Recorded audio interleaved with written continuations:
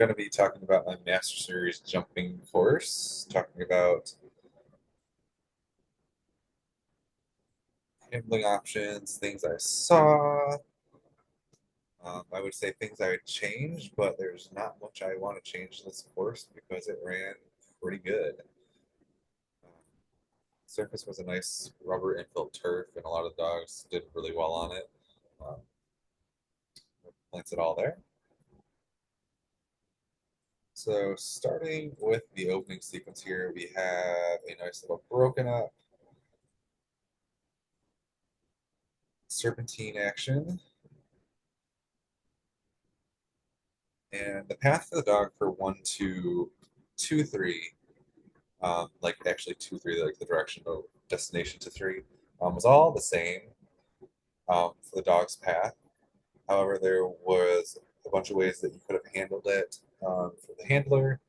You could go ahead and lead out, being on the left side of the number 2 jump here and treating this as a backside slice and either doing a blind cross, or you could um, SERP this and then do a threadle slice onto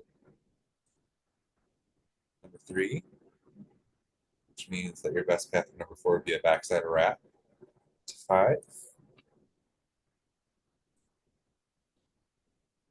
The other option you could do is again do a backside wrap or backside slice on number 2, and then blind cross after 2, and then doing a backside wrap on 3, and then a backside slice on 4.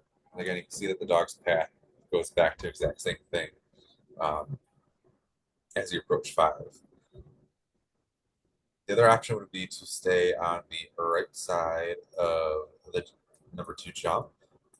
And if you did that, the best way to do that would be treating this as a threadle. So either something like a forced front cross or a open arm threadle here would have worked great. I will say since some dogs did go ahead and just sort of blow past this jump because there's a lot of forward motion from the handler, not really telling the dog to look for the bar and sort of rushing towards your next critical point, which would be at the next jump. And then you had a sort of a far distance to get to 4 too. So lots of um, lots of decisions to make there to be successful in this part of the sequence. Again, after that, depending on what you decided on number 3, sort of decided what you did on number 4. So if you did go ahead and do a backside wrap on number 3, that means that you would probably want to go ahead and do a backside slice on the left-hand side of number 4. If you did go ahead and slice number 3, your best option would be to do was a backside wrap. So 2 ways to do that jump there. I suppose you could do a blind cross in between 3 and 4 and do a thread wrap, but that's just getting a little bit carried away, I think. There's 2 really good options there. 4, 5, 6, so the same handling here, dog on left. You could do a turn with the dog here, a post turn with the dog to number 6. You do have this off course option going from 5 to the off course of 8 if you did allow the dog to go a little wide. You definitely wanted to go ahead and make sure you did a little bit of collection on the approach to number 5. So they would go ahead and take a nice tight turn to number 6.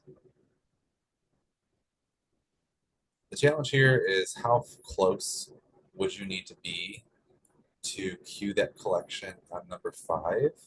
So could you laterally send the dog and then allow your dog to find the tunnel while you got up here to help them find the weaves? Or did you have to be a little closer and rely on the dog's independent skills for that weave entry there? So out of 6, there's a lot of things to look at. Well, just 2 things. You either see the weaves or you see this off-course jump here at number 13. A lot of dogs did naturally find that this 13 was on their path and did go off course and get an elimination score there. Um, Other dogs did get a little bit of help from their handler by putting some pressure on their dog to get them to do the proper obstacle and properly enter. And some people did do a front cross or a blind cross after 5 to get in the tunnel. But again, I do feel like that does open up this off course 8 jump a little bit more if you decided to do that. You have to definitely make sure that your handling for the front cross here was done quite quickly to make sure that you could definitely get up the line in a way that didn't put a ton of pressure away from the dog to get that number 13 off course jump. And just putting some forward motion. So you'd almost would have to go a little bit lateral on the dog if the dog does have a lot of forward focus.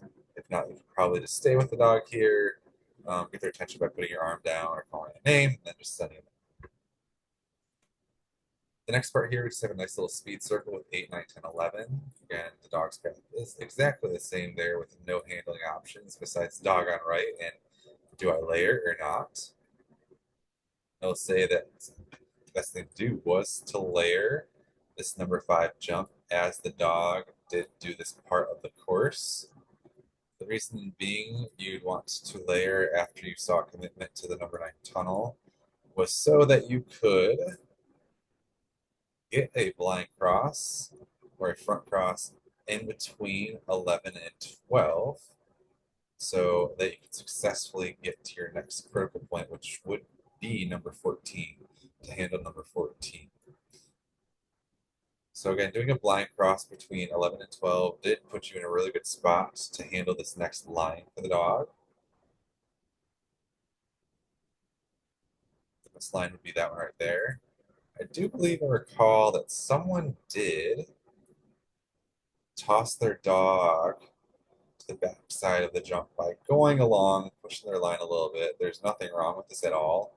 You can just see that that is the longer path for the dog and requires a lot of effort on the handler to block the wrong side of 14 and really push the dog to the not, I guess, the more difficult side of number 14 to make sure that they took it in the right manner.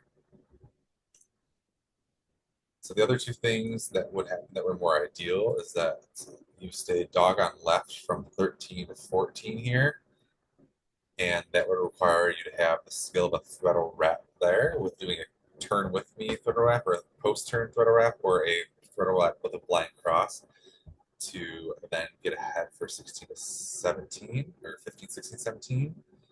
Or the other option would be, again, the dog's path would stay the same essentially, doing a blind cross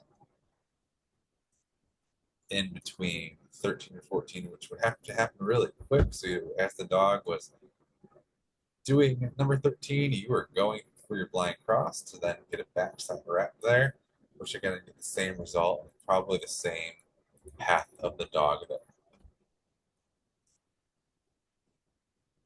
Then our ending sequence here, we have a nice little circle here with a layering element here.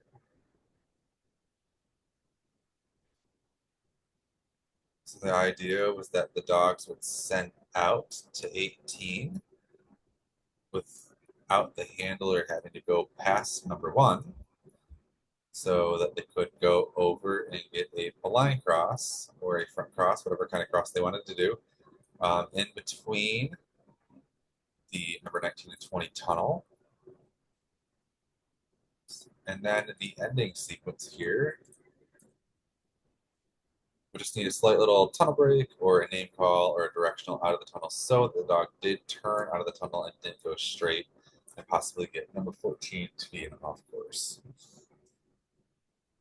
So all in all, this is one of my favorite courses I've ever designed. It was different. I felt very satisfied with it. I felt like I used the space up really nicely. Trying to get all the jumps to be only taken once was a little difficult, and I will say trying to find the perfect placement of the obstacles with these poles was definitely a challenge. It's a 100 by 130 ring, which was incredibly large. Definitely was very happy with this.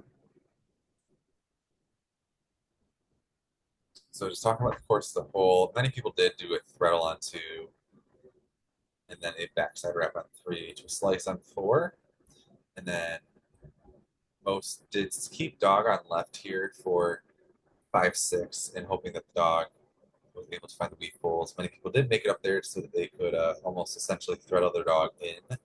Some people were not as lucky, and their dogs just sort of locked on number 3 and said, "I'm taking the jump." Number 13 and said, "I'm taking the jump," and so after that, you can keep going, and after that, many people were successful the rest of the course. Again, dog on right here. Many people took that layering challenge here with number 5 to get down to 11 and 12 and do either a front or blind cross here.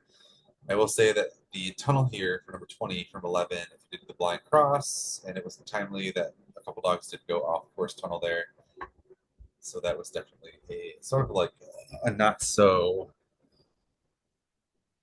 obvious challenge there for people, as I feel like the people that did have an off course there didn't think about that.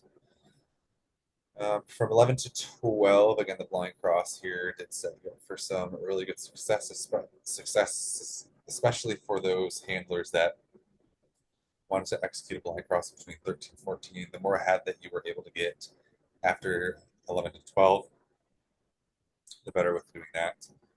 Either or, I personally would have just did a blind cross between 11 and 12 and kept my dog on left,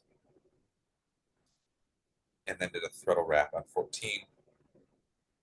Depending on your finish here, ideally, there wasn't really a lot of space with the the number 17 jump, as you can see from this bird eye view, which I really like about this application.